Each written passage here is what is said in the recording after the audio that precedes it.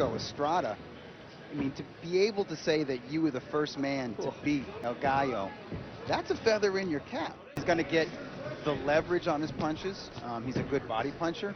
He's got a really good uppercut. He's the man with the edge in terms of physical strength and punching power, so he has to be in close. I mean, freakishly tall for super flyweight. Yeah. But he doesn't always use his height. Even when he's working his jab, sometimes he kind of leans in with his jab. Sometimes he tends to lunge when he throws a 1-2, and so he's susceptible. Back for round 3 of a scheduled 8-round fight between Juan Carlos Sanchez and Florentino Perez, and there was a knockdown in the between rounds, but he's going to have to control his emotions and get back to very happy. He earned it as well.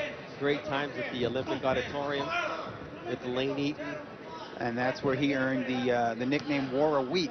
His jab, not just paw with it, and to be careful about lunging in or leaning over. It always comes down to fundamentals, really, when you look at things. When things don't work out for you, it's because you're not following your fundamentals. As we see, the percentage, the amount of punches thrown, and the punch to a draw with Sean Porter. It was the main event. I'm not sure. No, the main event was Brian Valoria against Tyson Marquez, and it was a fight of the year candidate. Allow him to get back in the fight. He can make a fight of this. So Sanchez needs to reestablish his jab and regain control, because that can happen. The big overhand right from Perez. Yeah, Perez remains dangerous. He's somebody who may have taken off the last round. From the lanky, tall Juan Carlos Sanchez. But Sanchez, in terms of power, he's only got 14 knockouts in his last 15 fights compared to 7 in his first 15 pro fights. So you see that as he's gone up in weight classes, his power has not followed him. That's true. But he lands some crackers like we saw right there with a nice overhand right. I also think the high quality of his opposition for so many years, those were guys that you just can't go in there and knock out. And I think that's a factor with his KO ratio. Up to those fight monikers, and my bloodlust was stoked by our opening 6-rounder, I have to say. That's right. when the fighters heat up the ring like we had earlier tonight, with and it should be a no-doubter in favor of Juan Carlos Sanchez, who once again proved his class in the ring. And Florentino says, I got one last little something for you before we go away.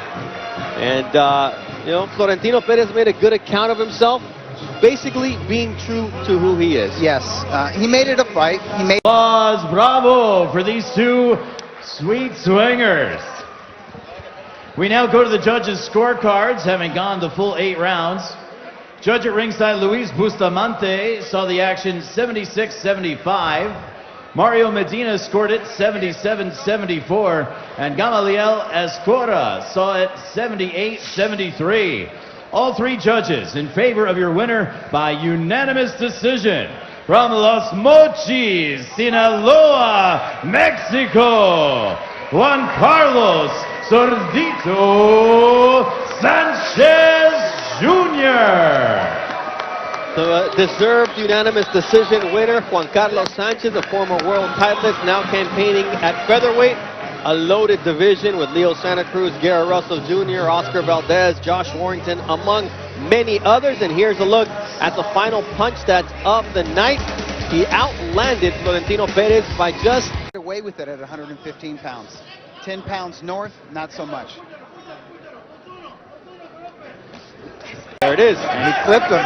You see, he clipped Perez just as Perez was beginning to uncork a right hand of his own, which gave his right hook more power. The momentum of a fighter throwing and then getting caught is what we saw right there. Nice uppercut there from Sanchez.